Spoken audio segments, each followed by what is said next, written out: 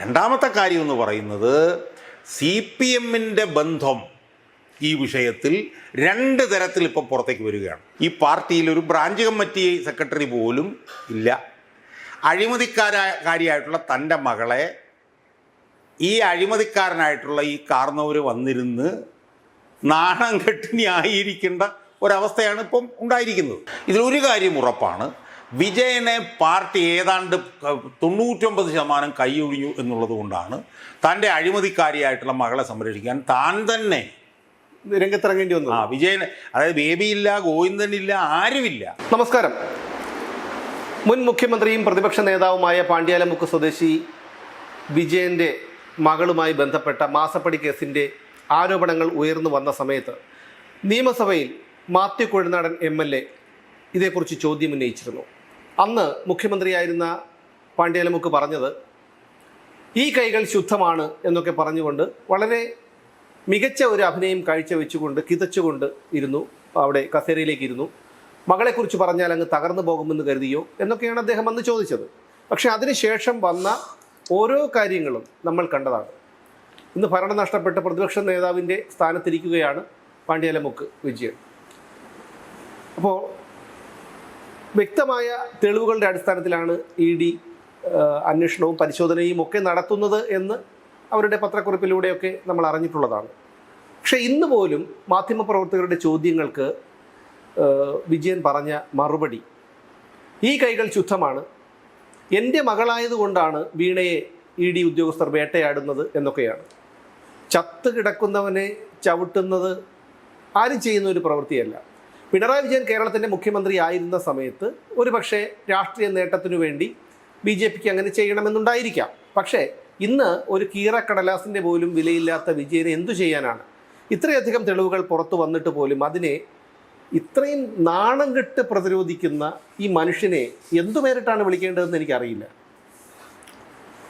അതായത് ഈ ED ഈ മാസപ്പടി കേസുമായി ബന്ധപ്പെട്ട് അത്യസാധാരണമായ ഒരു പത്രക്കുറിപ്പ് ഇറക്കിയിട്ട് ഈ 2 ദിവസമായിപ്പോൾ. ആ പത്രക്കുറിപ്പിൽ വളരെ വിശദമായി അവർ ഈ കേസുമായി ബന്ധപ്പെട്ടുകൊണ്ടുള്ള കാര്യങ്ങൾ പറഞ്ഞിരുന്നു. അപ്പം അതിനോടുള്ള വിജയൻ്റെ പ്രതികരണം എന്താണ് എന്നാണ് നമ്മൾ പരിശോധിക്കേണ്ടത്. അപ്പം അങ്ങനെ പരിശോധിക്കണമെങ്കിൽ എന്താണ് എൻഫോഴ്സ്മെൻറ്റ് ഡയറക്ടറേറ്റ് ഈ കേസ് അന്വേഷണവുമായി ബന്ധപ്പെട്ട് പറഞ്ഞത് എന്നുള്ളതിനെ കുറിച്ചിട്ട് നമ്മൾ ഒന്ന് പരിശോധിക്കണം.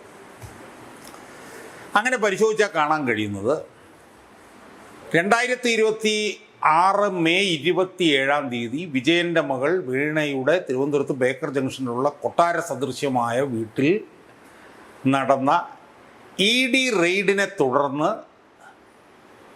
കണ്ടുപിടിക്കപ്പെട്ട കാര്യങ്ങളും ആ കണ്ടുപിടിച്ചതിനെ തുടർന്ന് ആ കണ്ടുപിടിച്ച തെളിവുകളിൽ നിന്ന് മുന്നോട്ട് പോകുന്നതിൻ്റെ ഭാഗമായി അവർ നടത്തിയ തുടർ പ്രവർത്തനങ്ങളും അതിലൂടെയൊക്കെ പുറത്തു വന്ന തെളിവുകളും എന്താണ് എന്നാണ് എൻഫോഴ്സ്മെൻറ്റ് ഡയറക്ടറേറ്റ് ആ പത്രക്കുറിപ്പിൽ പറഞ്ഞിട്ടുള്ളത്.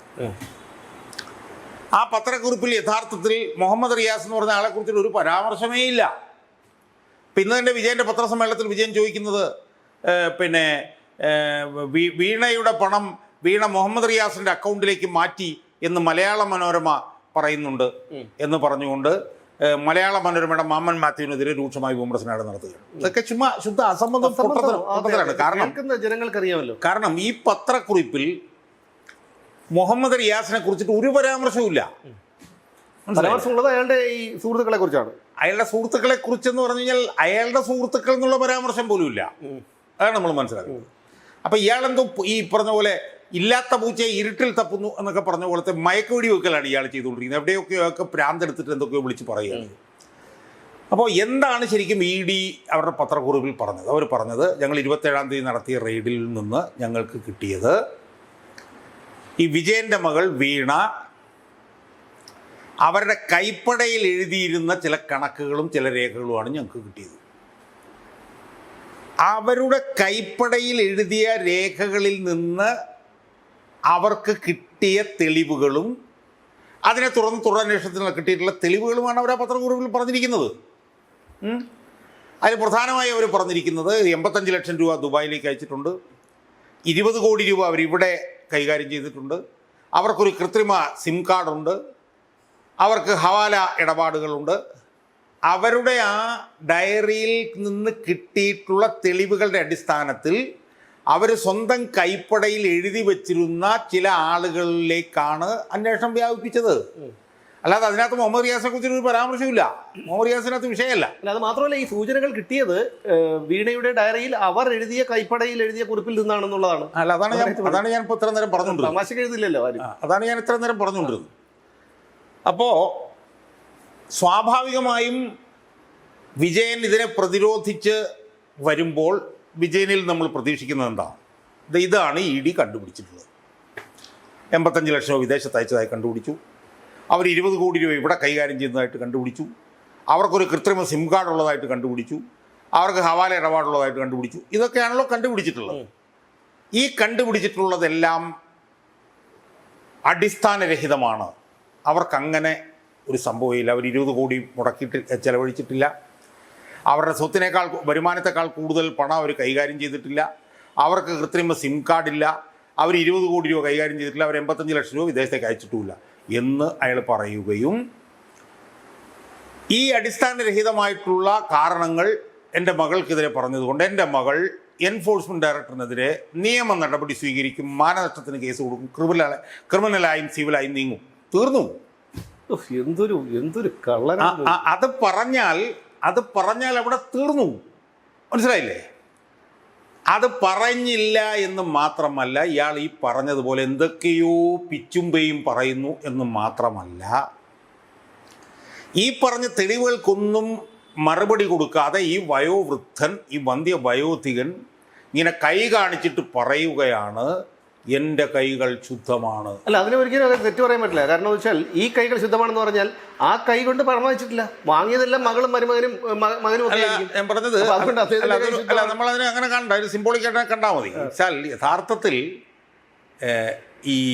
ഈ കൈകളിൽ പിന്നെ എന്താണ് കരി പുരട്ടാൻ അല്ലെങ്കിൽ കറുപ്പ് പരത്താൻ ആർക്കും കഴിയില്ല എന്നാണ്. ചോരയായിരിക്കും പുരണ്ടത്. യഥാർത്ഥത്തിൽ ആ കയ്യിൽ മാത്രമല്ല, അയാളുടെ ശരീരം മുഴുവൻ കറുപ്പ് പുരണ്ടിരിക്കുന്ന ഒരു മനുഷ്യനാണ് അയാൾ. ശരീരമല്ല, മനസ്സ് മാത്രം, മനസ്സിലും മൊത്തം.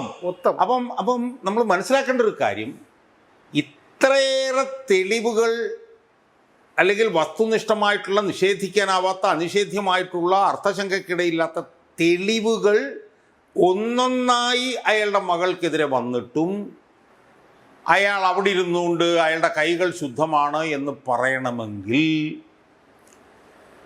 എന്ത് പറഞ്ഞാണ് നമ്മളതിന് താരതമ്യം ചെയ്യുന്നത്? ഈ കാണ്ടാമൃഗത്തിനൊക്കെ പറഞ്ഞാൽ കാണ്ടാമൃഗമൊക്കെ പോയി വല്ലയിടത്തും പോയി വല്ല കുളത്തിൽ വല്ല ചാടിച്ചാവും. അതുകൊണ്ട് നമുക്ക് കാണ്ടാമൃഗത്തിനെ കുളത്തിൽ ചാവില്ല സാറേ. കാരണം എന്ന് വെച്ച് കഴിഞ്ഞാൽ അതിന് വെള്ളത്തിനടിയിൽ മുങ്ങിക്കിടക്കാനുള്ള കഴിവുണ്ട്. ചിലപ്പോൾ അതിന്റെ മുകളിലെങ്ങനെ അത് ഹിപ്പോപ്പൊട്ടാമസാണ്. കാണ്ടാമൃഗത്തിന് വെള്ളത്തിൽ മുങ്ങിക്കഴിഞ്ഞാൽ അത് ജാതം മുട്ടിച്ചെത്തു പോകും. ഹിപ്പോപ്പൊട്ടാമസാണ്. അപ്പോൾ ഇത്ര ഈ പറഞ്ഞ പോലെ മ്ലേച്ഛമായിട്ടാണ് ഇയാൾ കാര്യങ്ങൾ കഴിഞ്ഞ് നമ്മൾ മനസ്സിലാക്കേണ്ടത്. ഇയാൾ കേരളത്തിലെ ഏറ്റവും പ്രധാനപ്പെട്ട ഒരു പാർട്ടിയുടെ പോളിറ്റ് ബ്യൂറോ മെമ്പറും 10 വർഷം മുഖ്യമന്ത്രിയായിരുന്ന ആൾ ഇപ്പോഴത്തെ പ്രതിപക്ഷ നേതാവാണ്. നമ്മൾ മനസ്സിലാക്കണം. ഇനി നമ്മൾ മനസ്സിലാക്കേണ്ട വേറൊരു കാര്യം എന്താ? അപ്പോൾ വീണയ്ക്കെതിരെ ഇത്രയേറെ തെളിവുകൾ 2 ദിവസം മുമ്പ് വന്നു. വീണയ്ക്കെതിരെ തെളിവുകൾ വന്ന് 2-3 ദിവസമായിട്ടും വീണയെ പ്രതിരോധിക്കാൻ CPM-ന്റെ ഏതെങ്കിലും നേതാക്കൾ രംഗത്തിറങ്ങിയിട്ടുണ്ടോ? അല്ല, അതുകൊണ്ടാണ് അവർ പറയുന്നത് റിയാസിനെ ലക്ഷ്യമിട്ടുകൊണ്ടാണ് ED പോകുന്നത്. അല്ല, അതുകൊണ്ട് ആ റിയാസിലൂടെ വീണയിലേക്ക്. അല്ലല്ല, ഈ വീണയ്ക്കെതിരായിട്ടാണല്ലോ അർത്ഥശങ്കയ്ക്കിടയില്ലാത്ത തെളിവുകൾ വന്നത്. ഏറ്റവും ഗതികെട്ട ഒരവസ്ഥ എന്താണെന്ന് ചോദിച്ചാൽ, വീണയെ ന്യായീകരിക്കാൻ ഈ കളങ്കിതനായിട്ടുള്ള അച്ഛൻ മാത്രമേ ഉള്ളൂ എന്നുള്ളതാണ് ഏറ്റവും വലിയൊരു ഗതികേട്. വീണയെ ന്യായീകരിക്കാൻ ഈ പാർട്ടിയിൽ ഒരു ബ്രാഞ്ച് കമ്മിറ്റി സെക്രട്ടറി പോലും ഇല്ല. അഴിമതിക്കാരായിട്ടുള്ള തൻ്റെ മകളെ ഈ അഴിമതിക്കാരനായിട്ടുള്ള ഈ കാർന്നവർ വന്നിരുന്ന് നാണം കെട്ടി ന്യായീകരിക്കേണ്ട ഒരവസ്ഥയാണ് ഇപ്പം ഉണ്ടായിരിക്കുന്നത്. അതാണ് അയാളുടെ ഒരു ഗതികേട്. ഇനി CPM-ൻ്റെ അവസ്ഥ എന്ന് പറഞ്ഞാൽ എന്താ? CPM പറയുന്നത് എന്താണ്? ഇത് മുഹമ്മദ് റിയാസിൻ്റെ സുഹൃത്തുക്കളിലേക്കും നേതാക്കന്മാരിലേക്കും എന്നൊക്കെയാണ്. അത് ആ വാദത്തിന് എന്താ അർത്ഥമുള്ളതെന്ന് ഞാൻ ചോദിക്കുന്നത്. കാരണം എൻഫോഴ്സ്മെൻറ്റ് ഡയറക്ടറേറ്റ് മുഹമ്മദ് റിയാസിനെ കുറിച്ച് ഒന്നും പറഞ്ഞിട്ടില്ല. മുഹമ്മദ് റിയാസിലേക്ക് ഇവർ പണം തിരിച്ചു വിട്ടിട്ടുണ്ട്, ഇവരുടെ പണം മുഹമ്മദ് റിയാസിൻ്റെ അക്കൗണ്ടിലേക്ക് പോയിട്ടുണ്ട്. എൻഫോഴ്സ്മെൻറ്റ് ഡയറക്ടറേറ്റ് പറഞ്ഞിട്ടില്ല. മനോരമ എവിടെയും പറഞ്ഞിട്ടുണ്ടോ എന്ന് എനിക്കറിയത്തില്ല. എൻഫോഴ്സ്മെൻറ്റ് ഡയറക്ടറേറ്റ് അങ്ങനെ ഒരു സംഭവം അവർ പറഞ്ഞിട്ടില്ല. അവരെ മുഹമ്മദ് റിയാസിൻ്റെ സുഹൃത്തുക്കളിലേക്കാണ് അന്വേഷണം വ്യാപിപ്പിച്ചിരിക്കുന്നതെങ്കിലും അത് മുഹമ്മദ് റിയാസിൻ്റെ സുഹൃത്തുക്കൾ എന്നുള്ള നിലയിലല്ല. വിജയൻ്റെ മകൾ എഴുതി വച്ചിരുന്ന രേഖയിലുള്ള പേരുകൾ എന്നുള്ള നിലയിലാണ്. അപ്പോൾ മുഹമ്മദ് റിയാസിന് ഇതിനകത്ത് യാതൊരു റോളുമില്ല. സ്വാഭാവികമായും മുഹമ്മദ് റിയാസിൻ്റെ സുഹൃത്തുക്കളിലേക്ക് അന്വേഷണം വ്യാപിപ്പിക്കുന്നു, ഇത് മുഹമ്മദ് റിയാസിനെതിരായിട്ടുള്ള നീക്കമാണെന്ന് CPM പറയുന്നതിനകത്തൊന്നും യാതൊരു യുക്തിയുമില്ല. എന്ന് മാത്രമല്ല ED ഒരു അന്വേഷണ ഉപാധിയായി കോടാലിക്കൈയായി ഉപയോഗിക്കുന്നു. അരവിന്ദ് കെജ്രിവാളിൻ്റെ ഉദാഹരണം അതിലൊന്നും യാതൊരു അരവിന്ദ് കെജ്രിവാളിനെ ഈ കേസ് കൂടെ എങ്ങനെ താരതമ്യപ്പെടുത്താൻ? അല്ല, അരവിന്ദ് കെജ്രിവാളിനെ കുറിച്ചിട്ട് പറയാൻ കാരണം എന്ന് വെച്ചാൽ അരവിന്ദ് കെജ്രിവാളിനെ കുറേ ജയിലിലിട്ടു, പക്ഷേ അതിനകത്ത് പിന്നെ തെളിവൊന്നും ഉണ്ടായില്ല എന്ന് വെച്ചിട്ടാണ് അരവിന്ദ് കെജ്രിവാളിൻ്റെ കാര്യം പറയുന്നത്. അതിൽ തെറ്റില്ല, അത് പറയാം. പക്ഷേ അരവിന്ദ് കെജ്രിവാളിൻ്റെ വിഷയവും പിണറായി വിജയൻ്റെ കേസുമായിട്ട് മകളുടെ കേസുമായിട്ട് എങ്ങനെയാണ് ബന്ധിപ്പിക്കാൻ കഴിയുക? അതാണ് ഞാൻ ചോദിച്ചത്. കാരണം വിജയൻ്റെ മകളുടെ കേസുമായി ബന്ധപ്പെട്ട് തെളിവുകളല്ലേ പുറത്തേക്ക് വന്നിട്ടുള്ളൂ. അപ്പോൾ അവർ 20 കോടി രൂപ ചെലവഴിച്ചിട്ടുണ്ട് എന്ന് ED പറയുമ്പോൾ അത് ചെലവഴിച്ചിട്ടില്ല, ഞങ്ങൾ അതിനൊരു കേസിന് പോകും. അവർ 85 ലക്ഷം രൂപ ചെലവഴിച്ച് ദുബായിലേക്ക് അയച്ചിട്ടുണ്ട് എന്ന് ചോദിച്ചു കഴിഞ്ഞാൽ അത് ഞങ്ങൾക്ക് അങ്ങനെ ചെയ്തിട്ടില്ല, ഞങ്ങൾ അതിനെതിരെ കേസ് പോകും. അവർ കൃത്രിമ സിം കാർഡ് ഉപയോഗിക്കുന്ന ED കണ്ടുപിടിച്ചാൽ ഇല്ല, അത് തെറ്റാണ്, ഞാൻ അതിനെ കേസിന് പോകും ഇന്നല്ലേ പറയേണ്ടത്. അതൊന്നും പറയാതെ ED ഇങ്ങനെ രാഷ്ട്രീയ ശത്രുക്കൾക്കെതിരായിട്ട് നീക്കം നടത്തുകയാണ്. ED സാധാരണ രീതിയിൽ ഇങ്ങനെ പത്രക്കുറിപ്പ് ഇറക്കാറുണ്ടോ എന്നൊക്കെ പറയുക, പിന്നെ ഇയാളുടെ എന്തോ പഴയകാല അനുഭവങ്ങൾ പറയുക, ഇതൊക്കെ പറഞ്ഞ് ഇതിനെ ഇങ്ങനെ അങ്ങ് ലളിതവൽക്കരിച്ച് ഇതൊന്നും വലിയ വിഷയമൊന്നും അല്ല എന്ന് ജനങ്ങളെ ബോധ്യപ്പെടുത്താൻ വേണ്ടിയിട്ട് ഇയാൾ നടത്തുന്ന ഈ വ്യാജ കപട നാടകം ഉണ്ടല്ലോ, ഇതൊന്നും വിലപ്പോവില്ല. കാരണം പഴയ കാലം പോലെ അച്ചടി മാധ്യമങ്ങൾ അല്ലെങ്കിൽ അവിടെ ഇവിടെ 2-3 ദൃശ്യമാധ്യമങ്ങളുടെ കാലമല്ല ഇത്. ഇത് മൊത്തം സാമൂഹ്യ മാധ്യമങ്ങളുടെ കാലമാണ്. എന്താണ് പുറത്തു വന്നിരിക്കുന്നത് എന്നുള്ളത് ജനങ്ങൾക്കറിയാം.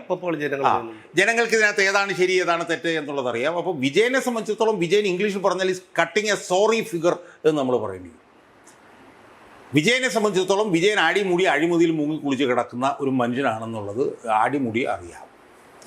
അയാളുടെ മകൾക്കെതിരെ അതിശക്തമായിട്ടുള്ള തെളിവുകൾ ഇപ്പോൾ വന്നിരിക്കുകയാണ്. ഞാൻ മനസ്സിലാക്കുന്നിടത്തോളം ഇത് അറസ്റ്റിലേക്ക് പോയാൽ പോലും അത്ഭുതമില്ല എന്നുള്ളിടത്താണ് ഇപ്പോൾ കാര്യങ്ങൾ നിൽക്കുന്നത് എന്നാണ് ഞാൻ മനസ്സിലാക്കുന്നത്. ഇവർ പണം കൈകാര്യം ചെയ്യുന്നവരുമായിട്ട് ബന്ധപ്പെട്ടിട്ടുള്ള തെളിവുകളൊക്കെ EDയുടെ കയ്യിലെത്തിയിട്ടുണ്ടെന്നാണ് കേൾക്കുന്നത്. ഇവരുടെ ഈ കോഴിക്കോടുള്ള ഈ സുഹൃത്തുക്കളിലേക്കൊക്കെ അന്വേഷണം പോവുകയും അവരെയൊക്കെ ചോദ്യം ചെയ്യുകയും വീണയെ വീണ്ടും ഒന്നുകൂടെ ചോദ്യം ചെയ്യാനുള്ള സാധ്യതകളിലേക്കാണ് കാര്യങ്ങൾ പോകുന്നത്. അതുകൊണ്ട് ED വളരെ വളരെ ഗൗരവത്തിലാണ്, നേരത്തെ ഗൗരവമില്ല എന്ന് പറഞ്ഞില്ല, വളരെ ഗൗരവത്തിലാണ് നടത്തുന്ന അന്വേഷണത്തിൻ്റെ ഒരു ഘട്ടത്തിലേക്കാണ് എത്തിച്ചേർന്നിരിക്കുന്നത്. ഇത് അടുത്ത ഘട്ടത്തിൽ അറസ്റ്റിലേക്ക് പോകാനുള്ള സാധ്യതയുണ്ട് എന്നാണ് ഞാൻ മനസ്സിലാക്കുന്നത്. ഇതിലൊരു കാര്യം ഉറപ്പാണ്, വിജയനെ പാർട്ടി ഏതാണ്ട് 99% കൈയൊഴിഞ്ഞു എന്നുള്ളത് കൊണ്ടാണ് തൻ്റെ അഴിമതിക്കാരിയായിട്ടുള്ള മകളെ സംരക്ഷിക്കാൻ താൻ തന്നെ രംഗത്തിറങ്ങേണ്ടി വന്നു. വിജയൻ, അതായത് ബേബിയില്ല, ഗോവിന്ദനില്ല, ആരുമില്ല. അല്ല, സാധാരണ ഗോവിന്ദൻ പറയുന്നത് ഇപ്പൊ ഗോവിന്ദൻ പോലും അന്ന് വന്നിരുന്നു, ഈ റിയാസിന്റെ കൂട്ടുകാരുടെ വീട് റെയ്ഡ് നടത്തിയ സമയത്ത് വന്നിരുന്ന് പ്രതിരോധിക്കുകയൊക്കെ ചെയ്തു. പക്ഷെ നാളെയാണ് രാഷ്ട്രീയ വിശദീകരണ യോഗം കോഴിക്കോട് നിശ്ചയിച്ചിരിക്കുന്നത്. അല്ല, ഇതിനകത്തുള്ള പ്രശ്നം എന്താണെന്ന് വെച്ചാൽ ഇതിപ്പോൾ ഈ ന്യായീകരിക്കുക എന്ന് പറഞ്ഞു കഴിഞ്ഞാൽ വലിയ ബുദ്ധിമുട്ടാണ്. ഇപ്പോൾ വീണയെ ചോദ്യം ചെയ്തു, ഗോവിന്ദനെ സംബന്ധിച്ച് വീണയെ ചോദ്യം ചെയ്യുമ്പോൾ വീണയെ ചോദ്യം ചെയ്യുന്നതിനെതിരെ ഇവിടെ വിമർശനം ഉന്നയിക്കാം. അവർ ചോദ്യം ചെയ്തേ ഉള്ളൂ. പക്ഷെ ഇവിടെ അങ്ങനെയല്ല. ഇവിടെ ബ്ലാക്ക് ആൻഡ് വൈറ്റിൽ തെളിവുകൾ അവർ കൊടുത്തിരിക്കുകയാണ്. അവരുടെ നോൺ സോഴ്സ് ഓഫ് ഇൻകത്തേക്കാൾ കൂടുതൽ പണം അവർ കൈകാര്യം ചെയ്തിരിക്കുന്നു എന്ന് പറയുമ്പോൾ നോൺ സോഴ്സസ് ഇൻകത്തേക്കാൾ കൂടുതൽ പണം കൈകാര്യം ചെയ്തിട്ടില്ല എന്നല്ലേ മറുപടി പറയേണ്ടത്. അപ്പം ഇയാളുടെ മകളുമായി ബന്ധപ്പെട്ട് വന്നിട്ടുള്ള ഒരു തെളിവുകളെയും 1% പോലും നിഷേധിക്കാൻ ഇയാൾ കഴിയാതെ എന്തൊക്കെയോ പിച്ചും പേയും ഇയാൾ വിളിച്ച് പറയുകയാണ്. മകളെ സംരക്ഷിക്കാൻ ഇപ്പോൾ അച്ഛൻ മാത്രമേ ഉള്ളൂ എന്നുള്ള നിലയിലേക്കാണ് കാര്യങ്ങൾ മാറിയിരിക്കുന്നത്. CPMനെ സംബന്ധിച്ചിടത്തോളം CPM വലിയ ആശങ്കയിലാണ്. അതിന് 2 കാരണമുണ്ട്. ഒന്ന്, ഈ അന്വേഷണം മുഹമ്മദ് റിയാസിലേക്ക് പോകുമ്പോൾ വീണയുടെ ഭർത്താവ് എന്നുള്ള നിലയിലോ മുൻമന്ത്രി എന്നുള്ള നിലയിലോ അല്ല, CPMന്റെ സംസ്ഥാന സെക്രട്ടേറിയറ്റ് മെമ്പറിലേക്കാണ് അന്വേഷണം പോകുന്നത്. അതെ, നാളെ വീണയുടെ ഈ പണം ഏതെങ്കിലും തരത്തിൽ മുഹമ്മദ് റിയാസ് ഉപയോഗിച്ചിട്ടുണ്ട് എന്ന് വന്നാൽ അതിന് ഉത്തരം പറയേണ്ടി വരുന്നത് പിണറായി വിജയനും വീണയല്ല, കമ്മ്യൂണിസ്റ്റ് പാർട്ടി ഓഫ് ഇന്ത്യ മാർക്സിസ്റ്റാണ്. കാരണം അവരുടെ സംസ്ഥാന സെക്രട്ടേറിയറ്റ് മെമ്പറാണ്. ഇപ്പോൾ തന്നെ അവരേതാണ്ട് ഒരു കഴുത്തറ്റം വെള്ളത്തിൽ നിൽക്കുകയാണ്. കാരണം എന്താണ്? പാർട്ടിയുടെ കോഴിക്കോട് ജില്ലാ സെക്രട്ടേറിയറ്റ് മെമ്പർ നിഖിൽ ഇപ്പോൾ തന്നെ ചോദ്യം ചെയ്യപ്പെട്ട് കഴിഞ്ഞു. അയാളുടെ കമ്പനിയായിട്ടുള്ള സോളസ് അഡ് സൊല്യൂഷൻസ് എന്ന് പറഞ്ഞിട്ടുള്ള കമ്പനിയിലൂടെ കോടികൾ ഈ പാർട്ടിയിലേക്ക് പോയിട്ടുണ്ട് എന്നാണ് നമ്മൾ കേൾക്കുന്നത്. മനസ്സിലായോ? അപ്പം വിജയനും ഈ കാണാക്കയത്തിലാണ്.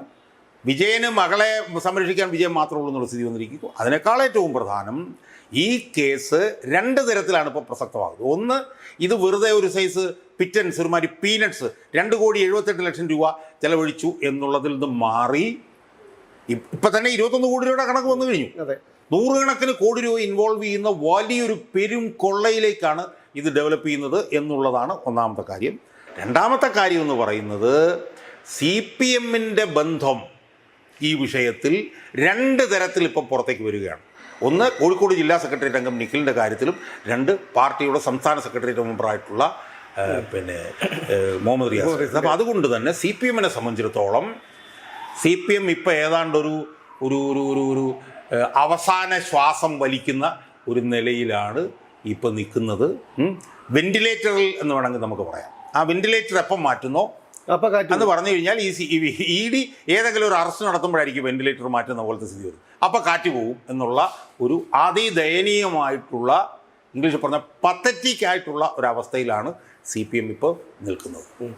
എന്തായാലും ഇത് വളരെ സന്തോഷം തോന്നുന്ന ഒരു കാര്യമാണ്. കാരണം ED ആക്രമിച്ചത് നമ്മളൊക്കെ അന്ന് വലിയ ഞെട്ടലൊക്കെ പ്രകടിപ്പിച്ചിരുന്നു. പക്ഷേ ഇപ്പോൾ തോന്നുന്നു അത് നല്ലതായിരുന്നു. കാരണം അങ്ങനെ ഒരു ആക്രമണം ഉണ്ടായതുകൊണ്ടാണ് EDക്ക് വാശി ഒരു പരിധിവരെ കൂടിയത്. പിന്നെ തെളിവുകളൊക്കെ അവരുടെ മുന്നിലുണ്ട്. അതൊക്കെ അവർ പത്രക്കുറിപ്പിലൂടെ പുറത്ത് വിടുന്നുണ്ട്, മാധ്യമങ്ങളിലൊക്കെ വരുന്നുണ്ട്. പക്ഷേ ഇപ്പോഴും തോന്നുന്നൊരു കാര്യം, എന്തായാലും വീണയുടെ പോക്ക് ജയിലിലേക്ക് തന്നെയായിരിക്കും എന്നുള്ള കാര്യത്തിൽ ഒരു സംശയവുമില്ല. കാരണം ഇത്രയധികം, കേരളത്തിൻ്റെ അല്ല ഇന്ത്യയുടെ രാഷ്ട്രീയ ചരിത്രം എടുത്ത് പരിശോധിച്ചാൽ പോലും ഇത്രയധികം അഴിമതി കാണിച്ച മറ്റൊരു രാഷ്ട്രീയ നേതാവിൻ്റെ മക്കളുണ്ടാകുമെന്ന് എനിക്ക് തോന്നുന്നില്ല. കേരളത്തിൽ തന്നെ ഇത് ആദ്യമായിട്ടാണ് തോന്നുന്നത്. അല്ല സാർ, ഈ വിനീഷ് കോടിയേരിയുടെ ഒരു കേസ് മാത്രമല്ലേ ഉള്ളൂ. മുമ്പൊക്കെ താങ്കൾക്കറിയാം ഒരുപാട് രാഷ്ട്രീയ നേതാക്കൾ ഇടതിലും വലതിലും പല പാർട്ടികളിലുമായി ഉണ്ടായിരുന്നു. അവരൊന്നും ഇത്തരത്തിലുള്ള അഴിമതികളൊന്നും കാണിച്ചതായിട്ട് നമുക്കൊന്നും അറിയില്ല. അപ്പോൾ എന്തായാലും ഇത് ഇപ്പോഴും വന്നു നിന്ന് പൊതുജനങ്ങളുടെ മുന്നിൽ വന്ന് ഈ കൈകൾ ശുദ്ധമാണ് എന്ന് പറയുന്ന ഇയാളെ എന്തു പറയണം, എന്ത് ചെയ്യണം, എന്ത് പേരിട്ട് വിളിക്കണമെന്ന് എനിക്കറിയില്ല.